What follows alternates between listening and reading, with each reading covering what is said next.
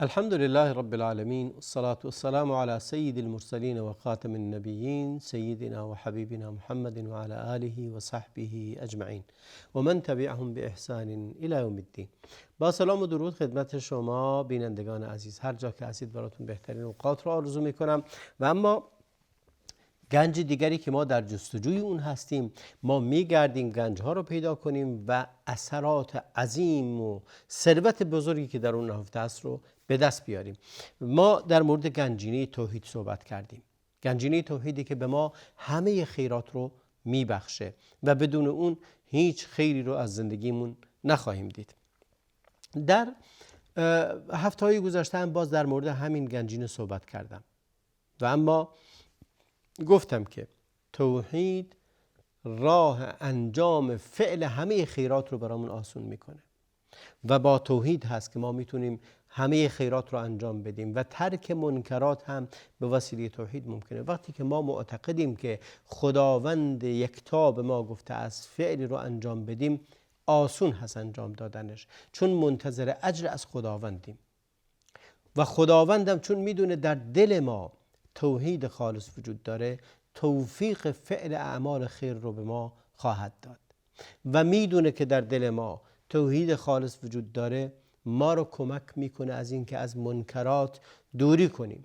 اون جایی که شرک ورزیدیم در عبادتمون، اونجاست که باب همه منکرات، همه شرها، همه بلاها بروی ما گشوده خواهد شد. به من نگویید که توحید یعنی این که ما بگیم خدای یکتا وجود داره. نه، این توحید نیست. این توحید در ربوبیت همه قبول دارن. حتی این که بگی من نماز میخونم، روزه میگیرم، زکات میدم، جهاد میکنم، حج میرم، اینا هم خوبه، ولی به شرطی که نقاطی که چه وقتی مشخص میشه من توحیدم خالصه، وقتی که در تنگنا هستم یا وقتی که در خوشیم. آیا در خوشی هام همه رو از خدا میدونم و خودم رو به زرنگی خودم متکی نیستم؟ اگه گفتم من به علمم، به داناییم، به توانایی خودم تونستم به جایی برسم، بدان این شرکه. اگه گفتم به توفیق خداوند رسیدم، اسباب رو به کار بردم، ولی حتی اون اسباب به کار بردنم باز الهام خداونده که به من توفیق بدهد که سببی رو به کار ببرم تا به جایی برسم. و خداوند وقتی که در بحث اسباب صحبت میکند به ذوالقرنین، وقتی که میفرماید که و آتیناه من کل شیء سببا، برای اون هر سببی قرار دادیم، درباره هر کاری یک سبب بهش دادیم. برای ما هم همینه، خداوند است که به ما سبب میدهد، ولی اگه متکی باشیم به سبب، شرک ورزیدیم. اسباب رو خداوند به ما بخشیده، باید بگیم خالق این اسباب هم خداونده. اونی هم که به ما الهام کرد این اسباب رو به کار ببریم خداونده. ما هم تلاش کردیم، زحمت کشیدیم، ولی همه توفیقات از آن خداونده. اگر انسان از خودش سلب اختیار کرد و سپرد به خداوند، اونجاست که نتیجه میدهد. ببینید یک چیز مهمی که در دعای استخاره نهفته است همین توحیده. یعنی برو به خداوند از خدا بپرس من چه کار کنم. یعنی من چیزی رو نمیدانم. وقتی که پیامبر اکرم علیه السلام فرمود اذا هم احدکم بامر فلیستخر ربه، اگر یکی از شما خواست کاری رو انجام بده، بره با خداوند مشورت کنه، از خداوند بپرسه من چه کار کنم و بهش بگه که من نمیدونم. در استخاره این معنیه.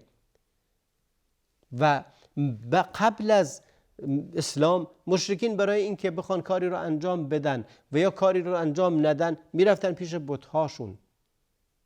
ولی وقتی اسلام اومد به ما گفت که استخاره کنید، هر کاری که میخواید انجام بدید استخاره کنید، از خداوند بخواید، بگید اللهم انی استخیرک بعلمک و استقدرک بقدرتک و اسألک من فضلک. میگه خدایا تو دانایی، من نمیدونم، تو آگاهی. از علم تو طلب میکنم، از فضل تو طلب میکنم، از قدرت تو طلب میکنم. من نه علمشو دارم نه قدرتشو دارم و صاحب همه فضلها تویی. بس اون چیزی رو که میخواد طلب کنه. میگه خدای اگه خیری درش هست به من این رو نصیب کن، اگه خیر دین و دنیا و آینده من درش هست خدای آسون کن، اگر شر دین و دنیا و عاقبت من هست خدای منصرفش کن. و اینجاست که سلب اختیار و سلب قدرت، اوج توحید همینه، اوج یکتاپرستی همینه که بگی من هیچ کارم و برای هر کاری که انجام میدی، ولی اگه به علم خودت نازی دیگه خب خودم میدونم دیگه، میدونم این کار خوبیه دیگه، چرا برم استخاره کنم؟ این شرکه. اینجاست که توحید رو باید خالصانه انجام بدی. وقتی که میگی خودم میدونم، من میدونم دیگه. میگن مولا نصیرالدین گفتن که مولا نصیر گفت که من میرم این الاغ رو میبرم بازار میفروشم و بعد اینکه فروختم پولشو میارم با پولش فلان و فلان میکنم. گفتم بگو انشالله. گفت انشالله نمیخواد، این الاغ دستم هست، اونم بازاره، میبرم میفروشم پولشم میارم اینجا فلان چیز میخرم. خلاصه وقتی که میره الاغش رو ازش میدزدن، دست خالی هم بر میگرده. میگفتن اینو که انشالله نگفت. این یک داستانه، مهم نیست که راست داره دروغ هرچی هست، ولی واقعیت امر اینجاست که وقتی که تو میگی من خودم میدونم چرا استخاره کنم، اینجا خیلی خطرناکه. اینجا خیلی خطرناکه که انسان به خودش متکیه. و قارون هم همین رو گفت، انما اوتیته من علم عندی. میگه من اینی که دارم به خاطر علم خودمه، دانایی خودمه که بهش رسیدم. با دانایی و دانشی که دارم و با تجربه‌ای که دارم من به اینجا رسیدم. و اما سلیمان گفت که هذا من فضل ربی لیبلونی اشکره ام اکفر. این گفت اینی که دارم. خب ملک سلیمان که به هیچ کس داده نشده به جز سلیمان، نه قارون، نه هامان، نه هیچ احدی در روی زمین مثل سلیمان ملک نداشته. توانمندیش، نه تنها این که در توانمندیش در مادیات، در مسائلی که اصلا هیچ بشری قدرتشو نداره. جن مسخرش بودن، باد مسخرش بود، آب مسخرش بود، خلاصه هوا در اختیارش بود، همه اینها در زبان همه حیوانات رو میدونست. ولی با تواضع کامل گفت هذا من فضل ربی. گفت این از فضل خداست، من هیچ کارم. اما قارون گفت که انما اوتیته من علم عندی. گفت که من خودم دانش رو دارم. این شرک. ببینید چقدر واضح و روشن شرک واضح میشه. و جایی که تکبر میورزی خودتو بالا میبینی، توحید تو مشکل داره. جایی که روی علم خودت، دانایی خودت، دانش خودت مینازی، مشکل داری. جایی که در تنگنا هستی میری پناه میبری به قبر و به پیر و به درویش و به دعانویس و به نمیدونم تعویذ نویس و به همه شرکیات دیگه. جایی که میترسی، ترست از اینه که فلان و علان و بلان ضرر بهت برسون، اما توکلت به خداوند ضعیفه. از شیطان و ساحر و جادوگر میترسی، اما توکلت به خداوند نیست که وقتی که بگی بسم الله، پیامبر فرمود اگه گفتی بسم الله شیطان نمیتونه بات بخوره. اگه گفتی بسم الله الذی لا یضر مع اسمه شیء فی الارض ولا فی السماء، هیچ ضرری نخواهی دید. اگه با این یقین با همه مشکلات مبارزه کنی، میبینی نجات پیدا میکنی. توحید در اینجاست.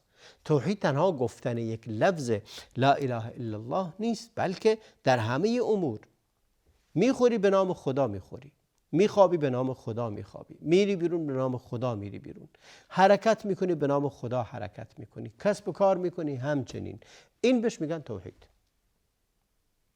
ولی وقتی که در کسب و کارت دروغ میگی، فکر میکنی اگه دروغ نگی رزق و روزی نخواهد رسید، توحید نداره. مشکل اینجا چرا دروغ گفتی؟ چرا دزدی کردی؟ چرا رشوه گرفتی؟ چرا حرام خوردی؟ چرا قسم خوردی به دروغ؟ همه اینها به خاطر خللها و شکافهایی است که در توحید وجود داره. توحید من و تو وجود داره. اگه موحد بودیم، حق توحید رو ادا کرده بودیم، دروغ نمی گفتیم، مال مردم رو غصب نمی کردیم، میدونستیم که خداوند رزاقه. برای رزق و روزیمون حاضر نبودیم که دینمون رو زیر پا بذاریم. برای به دست آوردن مال و مکنت و مقام دنیا حاضر نبودیم که همه اخلاق و ادب رو زیر پا بذاریم. اینه که میترسیم، فکر میکنیم که خداوندی که ما رو آفریده است روزی ما رو نمیدهد اگه دروغ نگیم. فکر میکنیم که اگه دروغ نگیم رزقمون قطع خواهد شد، جانمون از دست خواهیم داد.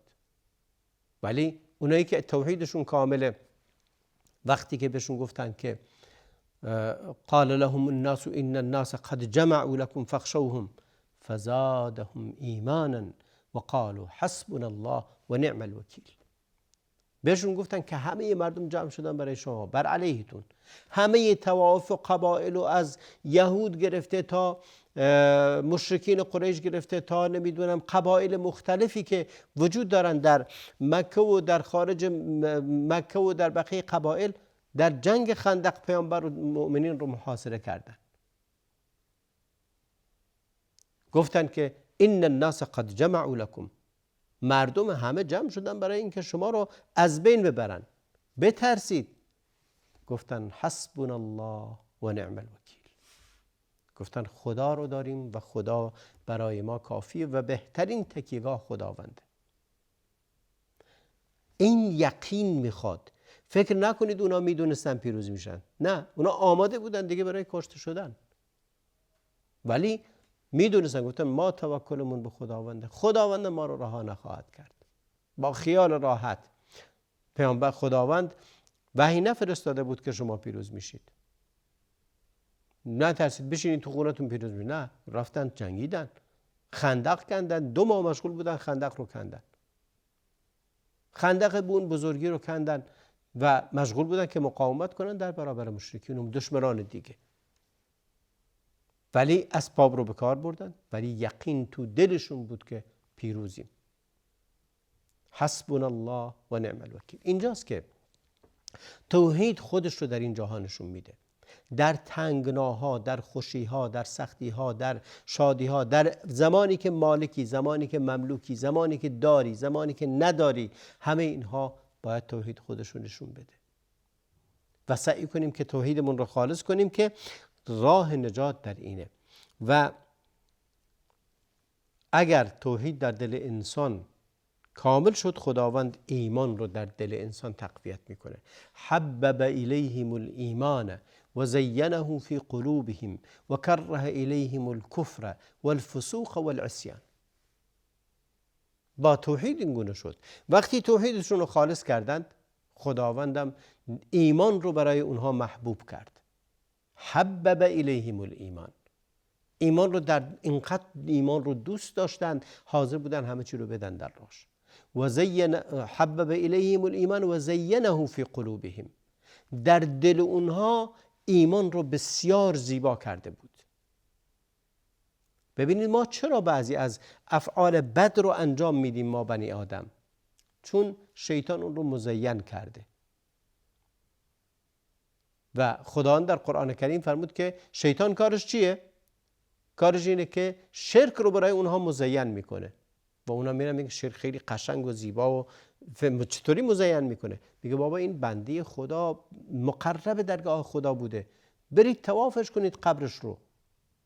شیطان این گونه مزین میکنه. میگه خدا این آدم رو دوست داره، طرف میره این گونه مزین میشه در دلش. ولی اهل توحید ایمان در دلشون مزین میشه، نه شرک.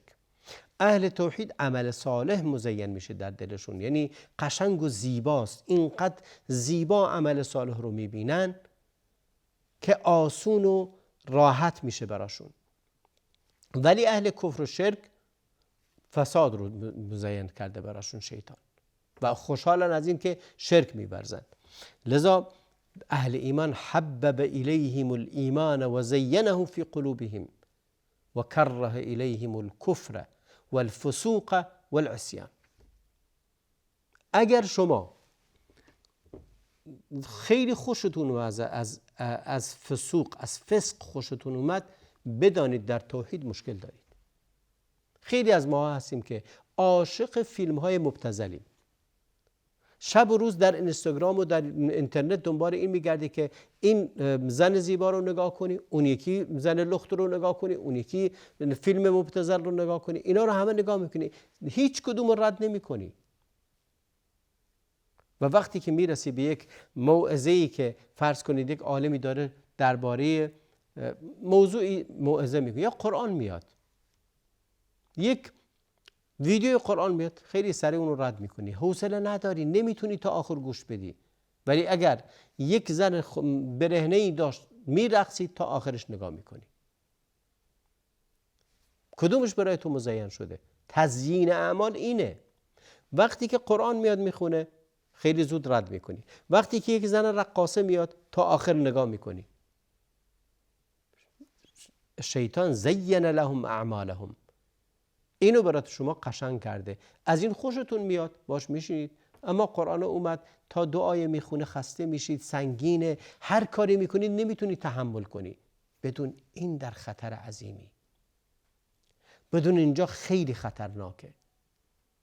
خداوند فرمود که توحید زین لهم، میفرماید که حبب الیهم الایمان و زینه فی قلوبهم و کره الیهم الکفر والفسوق والعصیان اولئک هم الراشدون.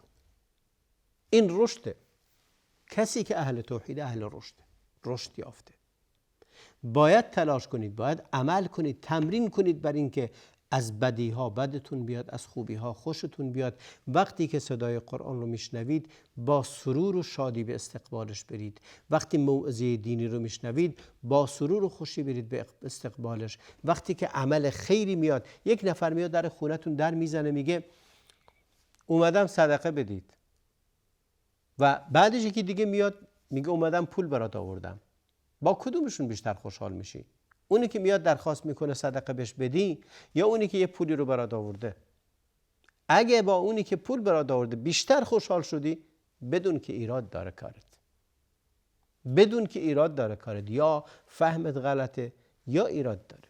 ما همه چقدر بد برخورد میکنیم با اون کسی که دستشو دراز کرده که 1 درهم از ما بگیره، در حالی که شادمانیم از یک منافق و فاسقی که 2 درهم برامون آورده. به انتهای برنامه امروز رسیدیم. تا برنامه دیگر و فرصتی دیگر و گنجینی دیگر، همه شما عزیزان رو به خدای بزرگ میسپارم. و صلی الله و بارک علی محمد و علی آله و صحبه اجمعین.